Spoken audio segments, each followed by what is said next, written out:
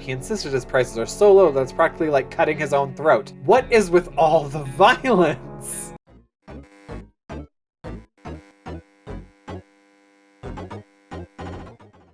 Hello, everyone. Wait, cool hat. And that means 60 seconds. And today we are doing a little bit of a challenge. Today we are doing Pacifist Run. That's right, Pacifist. No fighting, just surviving. But before we get into that, make sure you go ahead and hit the subscribe button and go ahead and preemptively hit the like button because I know you're going to like it. And you can always unclick it later. Let's play. All right, we are Teddy. We're going to do Fat Man. Last time we did Sarbama, I killed it. And begin adventure. I love when they start us at the very, very back. And I'm not at all being facetious about that or sarcastic. All right. Because then we get to actually like look throughout the house and see what we want to take and kind of where everything is. So since we're doing the pacifist route, that means we are not taking absolutely any weapons with us. Wow, that sucks. I didn't realize that that took up 3. All right, well then, where was that mask just now? Where was that mask just now? Of course, it's very back. Of course, it's very back. Okay. And that. And we have room for one more. Another water. Sure, why not? Water, the life essence of everything. We're not going to grab the axe. We are going to grab my wife, my life. A lock. That could be really good for protection where we're not actually fighting anybody. We will go ahead and grab the... Oh my goodness, where's the Boy Scout book? Where is the Boy Scout book? With my son, maybe? With my son? Hi, son. Do you have the Boy Scout book in here? No, you don't? You don't? Okay, well, that's really not helpful for me. Oh my goodness, Mary Jane! Sorry. I didn't even look in my bedroom and I saw the Boy Scout book on the floor. Yep. Okay, well, that's fine. That's fine. And we also missed Mary Jane again. I don't know how I'm ever going to get Mutant Mary Jane if I never freaking bring her. Don't forget to stock your shelter. Be prepared. Oh no, I don't know what that is. Hi. I kind of liked that one that she had on. Okay. Oh! We almost all made it to the shelter. Almost. Yeah, Mary Jane. Luckily, there was already a Boy Scout book down here and a harmonica. Perfect. Okay, so we have 5 soup and 4 water. We can make that last. Alright, it's day 2 and we found some weird mushrooms. I'm actually going to be kind of positive about it. I know we have a ton of food, but let's just see what happens. Oh my! Well then, okay. We learned something today. Tomato soup is our best friend and mushrooms aren't. Yuck! Alright, Dolores. Yeah, let's go ahead and use that first aid kit on you, baby girl. Alright, then we're going to go ahead and send Teddy Boy out, and let's send him with the gas mask, because it is only day 3. Alright, so on day 8, we did hear a knocking at the door. As we were about to start our book club discussion of the only book we've all read, the phone book, we found out it was a group of... Oh, we were interrupted by a knock on the door. We found out it was a group of refugees who survived the blast just like we did. They were doing much worse than us and begged us to provide them with any water, food, or medical supplies we could spare. Well, unfortunately, because of some mushrooms, Dolores decided to use the entire med kit on herself. But we could spare a little bit of food. Remember, no fighting, just surviving. So we kind of want to avoid confrontation at all costs. And it looks like they ended up giving us a map for doing that. Alright, and day 10, Teddy is back. Okay. Teddy did not understand the assignment. Our poor house was completely destroyed above our shelter. It's really sad and devastating. Where will we live after getting out of this mess? Surely fate's not cruel enough to push us towards Dolores' sister in Toronto. Our kitchen is a pile of rubble, but we did have 2 water there. The car blew up, but there was the spare rifle in the truck. In the trunk. The bathroom had some bug spray, but the gas mask got destroyed. Alright, Teddy. You didn't listen. This is the pacifist run. No fighting, just surviving. Why did you get a gun? And of course, alarm, there's a group of people outside, and they don't seem friendly. We recognize some of them. They used to be on our neighborhood watch. They don't seem too concerned about the well-being of the neighborhood anymore, but they're very serious about angrily waving their flashlights. We need to do something before they break in and take everything we have. Well, bug spray? Nope, we are not engaging. We're just going to lock the door, and that's going to be that. We didn't think a small padlock would stop them, but it turned out to be enough to discourage the unknown attackers. And that's why you always bring a padlock to a gunfight. And we're sending out Dolores on day 12. "Open in the name of freedom," came a shout from outside our door. We weren't sure who claimed to be representing freedom, but we could hear it was a group of people, probably armed. Anyone who introduced themselves like that is probably planning to kill someone in the name of freedom. Should we open? We're really not looking to engage. We stayed silent until the group on the other side of the door went away. That's a great way to deal with our problems. We didn't think we'd get a chance to increase our food supply by simply playing a card game, but that's what we were offered by a man who knocked on our door today. 2 cans of food. We win, we get 2 cans. We lose, we give him 2 cans. Are we going to do it? Sure, I don't foresee us fighting. Okay. We won. Luck be a lady tonight. We won a vicious game of war. I said no fighting. What is with all the violence in this run? All right, day 16, we hear a phone call. We're going to go ahead and send Tim out. Lo and behold, it's the twins. All right, day 17, Timmy's bored out of his mind and he won't leave Ted alone. First he wanted to play tag, now it's hide and seek, which are both terrible ideas for a small shelter like this. Ted is in a bad mood and just wants to be left alone, but Timmy isn't giving up. How about charades? No, we are not fighting. Ted has said that he wants to be left alone. We are going to honor that. We're going to respect that. And Timmy can play cards in the corner by himself. Ted could not be convinced to play anything, so Timmy decided to train his hide and seek skills by himself. While looking for the best place to hide, he stumbled upon a misplaced supplies. We got a radio. See, and that's why you respect when people want to be left alone. Day 19, Dolores is back. Oh, and she is sick as a dog yet again. Oh my goodness, but it looks like she actually got some stuff. Okay, so, funny story. We had a brick fall out.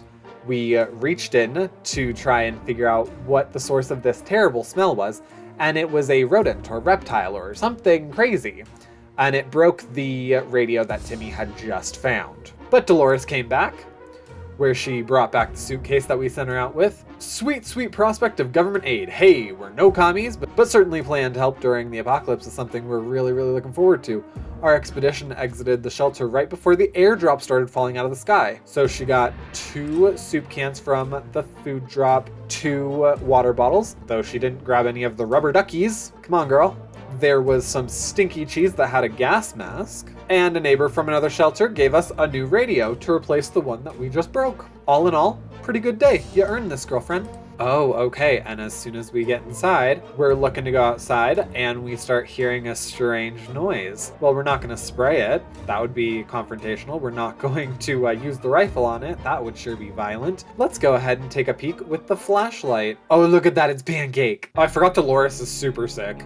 Guess what? It was a dog. The poor thing seemed tired, so we let it stay with us for the night. Cool. I love getting Pancake. Everyone gets water today. And we're going to go ahead and send Teddy out. All right. While we were trying to empty our bucket, there was a map drawn on the wall. Someone drew a route and marked a spot at the end of it. There could be supplies hidden there. Should we check it out? This could end in violence.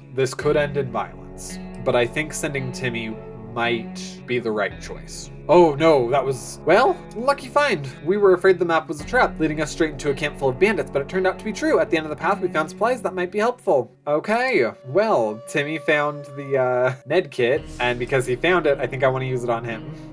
Day 23, the merry men show up, saying they'll take from the rich and give to the poor. Should we let them in? Does it look like we should let them in? No. Day 24, a sleazy-looking trader carrying an equally scruffy bag on his shoulder paid us a visit. He offered us a simple one-time deal, a can of soup for the contents. And of course, the contents is Shirkov. Okay, day 25. A traveling salesman paid us a visit today. He introduced himself as Willie. Apparently business can do well even after the end of the world. He'll give us 4 waters for this completely useless rifle that we do not need. Oh my good golly, Timmy, what happened? How did trading for water make you sick? Ugh. Ugh. Okay, we're gonna give them more water and some soup. They're both super sick. Okay, we were visited by a young woman today. She's on a mission to rescue her twin brother who went missing after he challenged a local bandit leader for a duel. She's asking if we'll go help find him. A duel? That sounds violent. We're not about the violence. I'm sorry, girlfriend. All right, and on day 27 we have conflict. There's mutated ants. Timmy wants to keep them. Dolores wants to get rid of them. Whose side do we take? Heads Timmy, tails Dolores. Tails. Looks like Dolores gets her way, as always. And day 28, Teddy is back. Couldn't bring a med kit? Couldn't man up enough to bring a med kit? Teddy, you keep not understanding the ding-dang assignment. Alright, so Teddy came back. He went to the local theater. He found 2 cans of soup and an emergency axe. Yep, you really understand the whole pacifist thing, don't ya? Alright, regardless, you earned your food. Alright, we found an address on Shirkov's collar. It's unlikely that the owner is still alive. And a trip to the wasteland is always risky. I mean, everybody's sick. I think we're gonna reject going and checking the address. Oh my goodness, okay. I didn't realize I sent Dolores out. I thought that I had unselected her because I realized that would be a poor choice. But I guess she made the choice for me. On day 30, we finally listened to the radio, and day 31, we're finally hearing the news that they might come get us some point at some time, eventually. Sometimes a sudden urge to play an instrument takes over us, to create a beautiful sound to be shared with the world around us, to sing and play and have cute mutated animals come to our feet to listen, like a post-apocalyptic Snow White. Shall we? Do we have the harmonica? We do. Go right on ahead, Timmy, my boy. He's sick as a dog, so... Oh, hi.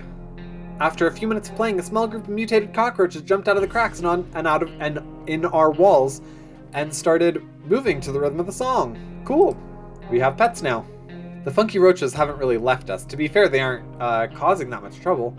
They even seem relatively friendly and curious. Just this morning when we opened our eyes, we saw them standing in a perfect line right in front of us, as if they were waiting for something. Give them what they asked for. Looks like they gave us a soup and a water. Alright, it seems like we've found Shirkov going outside and coming back inside. Let's go ahead and follow him, just sort of see where he's going. Shirkov took us to an old junkyard that's inhabited by a lone resident, a self-proclaimed scientist living in an old bus, converted into a lab to conduct his experiments. The doc seemed happy to have his pet back, although the cat showed no enthusiasm to the prospect. We exchanged some small talk, but truth be told, we were kind of in a hurry to get out of there. The scientist didn't seem completely sane. He mentioned something about escaping the wasteland in a spaceship. And because we do have the extra food and water, I am sort of trying to nurse Timmy back to health. I don't think Dolores is coming back. A band of raiders are at the doorstep. They demand to we let them in. This is no game. We either yield or we fight back. There's no middle ground. There is always a middle ground when it comes to the music of the heart. Day 35, I think Dolores is back. Yes, she is. Yes, she is. They lowered down their weapons and cried a few tears, surprised by the beauty of our music. They will let us live today. Told you. Dolores came back. We decided to check out what we could find in the rubble in our own backyard. Dolores really just was going around the house. She found 2 cans of soup. Dolores, you did not understand. You did not understand the assignment. She found some ammunition and a little bit of water. Good job. Good job, everybody. Today we were visited by a strange-looking little man who introduced himself as a trader. He insisted his prices are so low that it's practically like cutting his own throat. What is with all the violence? The least we could do was take a look at what he had to offer, although for some reason we don't really trust him. Yeah, let's go ahead and get a med kit. I don't really see another use for our flashlight. Besides, the wasteland's probably riddled with flashlights. Let's go ahead and use it on Dolores this time. But we'll still give Timmy his soup and water. A young lady, all dressed in white, had visited us today requesting our aid. Wasting no time, she laid out a plan of what she said is a bandit camp where she claims her twin brother is being held. Seems like the young man was witless enough to challenge the biggest bandit leader to a sword fight, and now his sister is worried. She says we definitely won't regret it if we decide to help her. No fighting! Just surviving! We're not doing it today. Day 37, we're not risking our lives for some family drama. Ain't it the truth?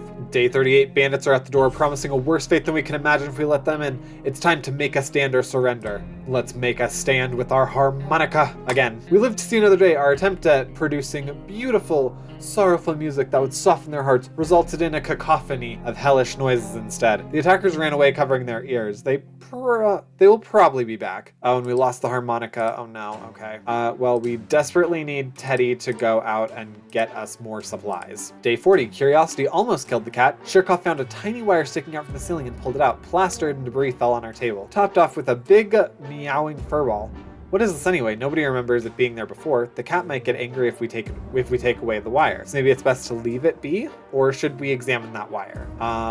Well, if Shirkov might get mad, that sounds like violence to me. You ever seen an angry cat? Day 42, a gang of thugs started banging on the door, ordering us to surrender and give up all our supplies. How do we respond to these scumbags? Not with violence. No violence. No fighting. Just surviving. No.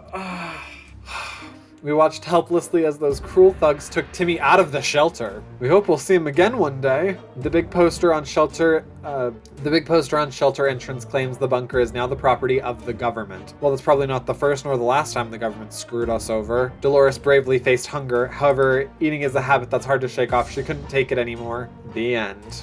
All right, we made it 46 days and the government took over our shelter. So weird. So the thugs were the government and they didn't rescue us. They just took our shelter and tossed us out. Because to be fair, Timmy at the end there looked like he might have been a mutant. That's not a judgment. It's just facts. All right, well, this goes to show you that avoiding confrontation is maybe not the best way to get out of the end of the world. Well, if you made it this far in the video, go ahead and leave a like. Comment below if you've tried the pacifist route and actually made it. I feel like I could have made choices that I knew would have ended well, but they might have gone against the idea of trying to avoid conflict, which is why I kind of tried playing as if it were in the moment as opposed to me knowing some of the outcomes. Subscribe if you're new to the channel, or if you're not new and just haven't subscribed yet, and I will see you guys next time. Bye!